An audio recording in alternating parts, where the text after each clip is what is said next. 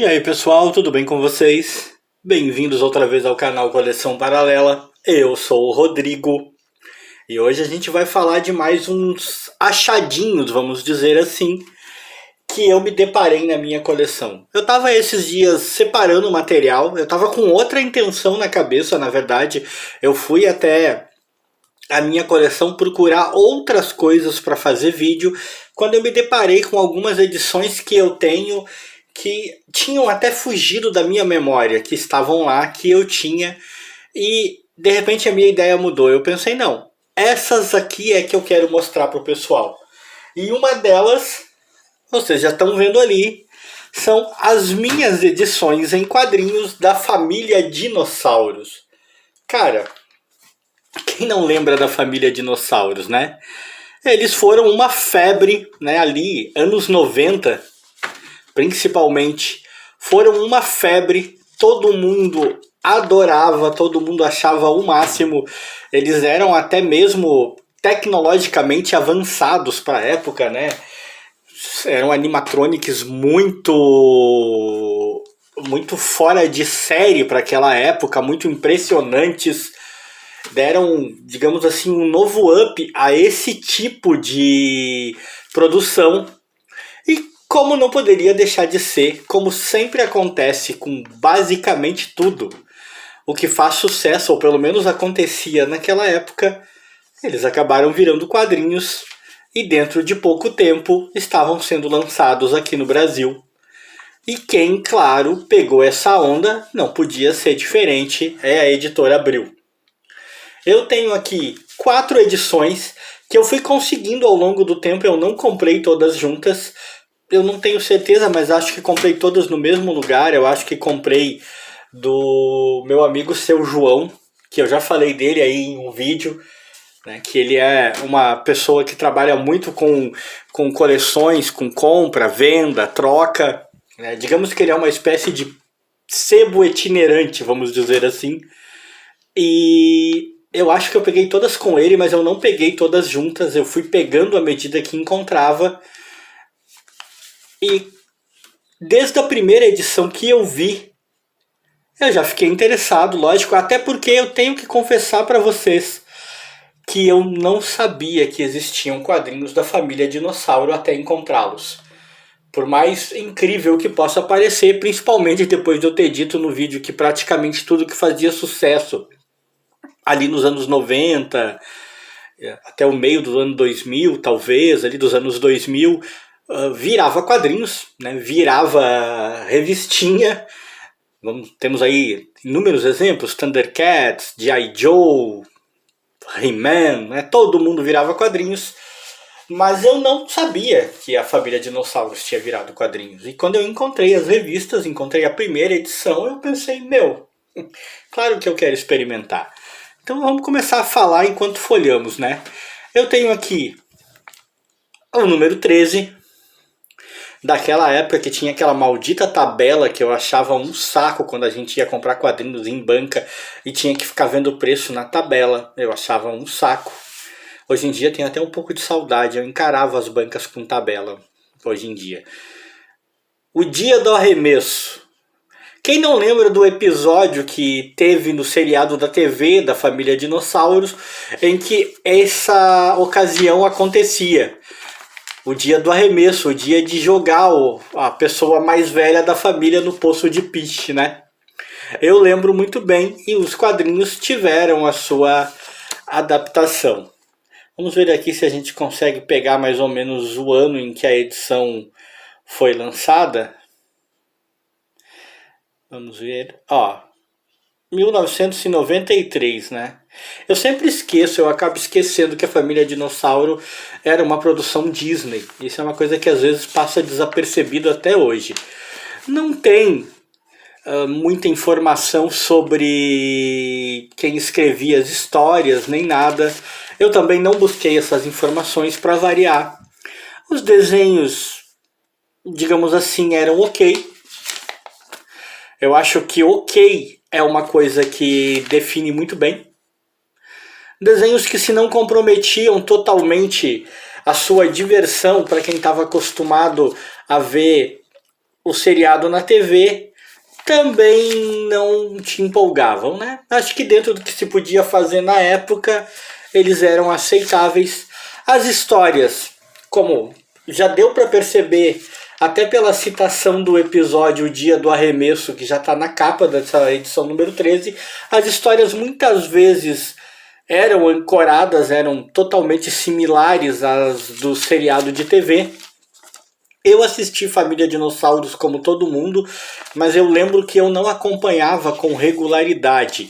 Então, eu não sei informar, por exemplo, quais eram os episódios para eu lembrar e dizer, não, todas essas histórias eram baseadas em episódios da TV. Não sei dar essa informação, mas eu sei que algumas eram.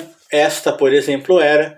Aqui aquela coisa do Dino treinando para fazer o arremesso da mulher, da sua sogra, da dinossaurinha. Tem uma página soltando aqui.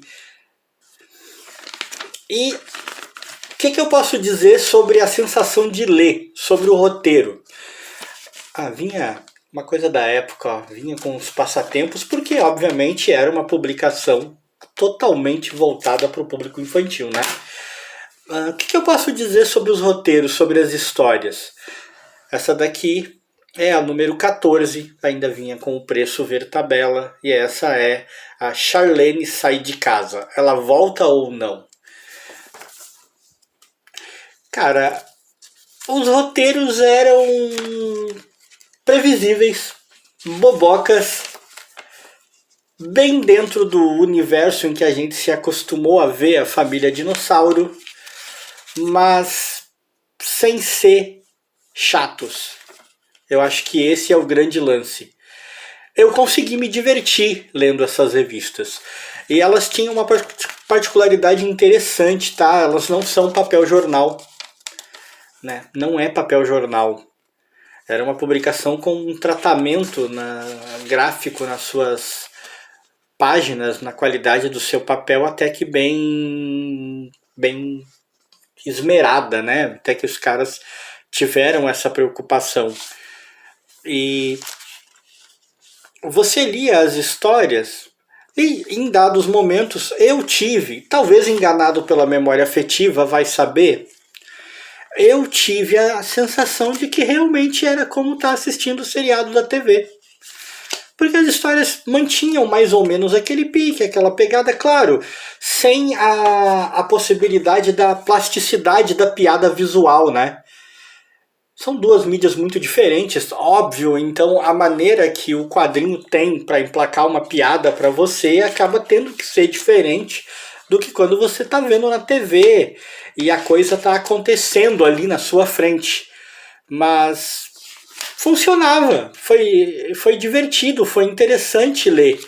E para quem acompanhou o seriado na TV de alguma forma, até mesmo para quem pode ter acompanhado em alguma reprise, não fugia muito da sensação de estar realmente com o material da família dinossauro. Você não tinha impressão que destoava. Aqui temos mais um passatempo da época.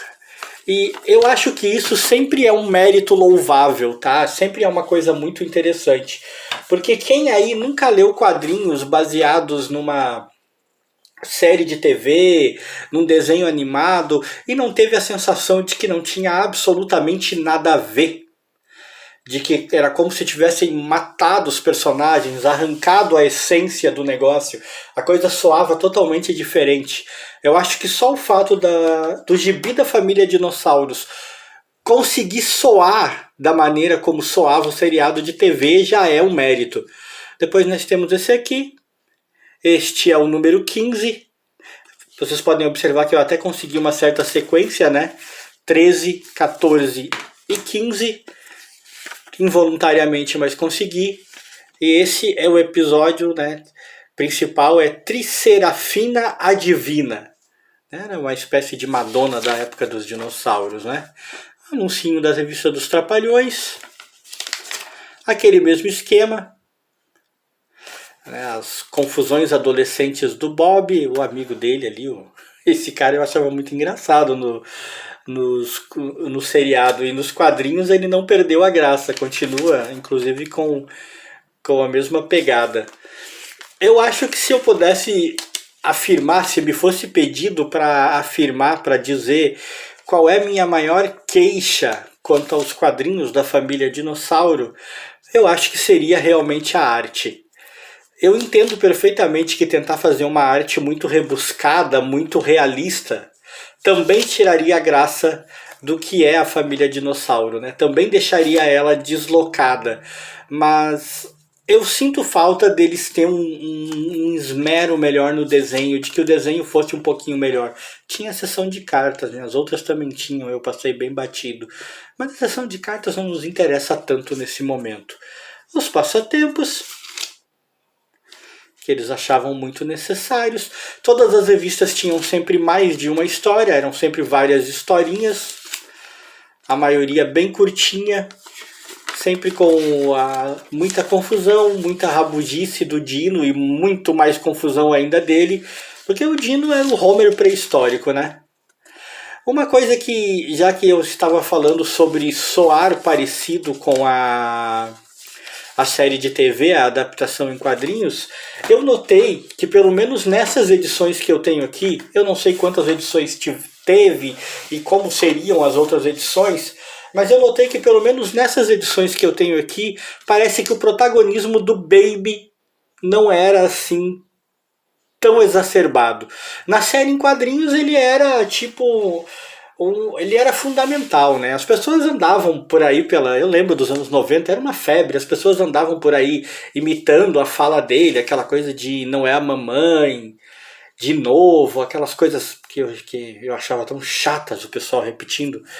Esse é o número 17 e é Profecias de Nostradinos.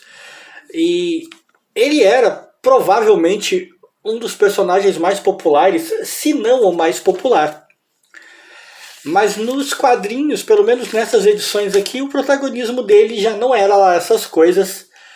As histórias eram realmente muito mais baseadas no Dino e no restante da família, principalmente no Dino, né? Na série de TV, grande parte das confusões era do Dino. O Dino também é sem dúvida, e sempre foi para mim o personagem central, mas o Baby cresceu muito em popularidade, principalmente no Brasil, e muita gente assistia por causa dele. Aqui já não é tanto. Ele, nessa história aqui, dessa revista, na história principal dessa revista, ele até tem um certo protagonismo de novo, até que se chama a atenção bastante para ele. Aqui temos uma espécie de mini pôster que milagrosamente sobreviveu na revista, mas não era lá essas coisas, eles não davam assim tanta atenção para ele. Se eu não me engano, durante um certo período, eu não me lembro quantas temporadas teve a família Dinossauro, mas à medida que foi avançando ao longo das temporadas, da primeira, segunda, se não me engano, começou a acontecer também um protagonismo maior do Dino, ele começou a se sobressair, né, aos demais personagens, porque ele era realmente o cara da confusão, o cara que criava os problemas, que fazia a diferença. E o Baby era mais aquela coisa de ser bonitinho, de ser engraçadinho. Mas nos quadrinhos, pelo menos nessas aqui, sem dúvida, protagonismo total era do Dino, o que eu acho muito justo, porque, é claro, ele sem dúvida era meu personagem predileto. E essas são as minhas revistas, então, da família Dinossauros, né, que eu tirei ali da coleção, desenterrei, trocadilhos, olha só, paleontologia, eu estou muito bem hoje, e achei que era muito legal dividir com vocês. E quem gostou, deixa like.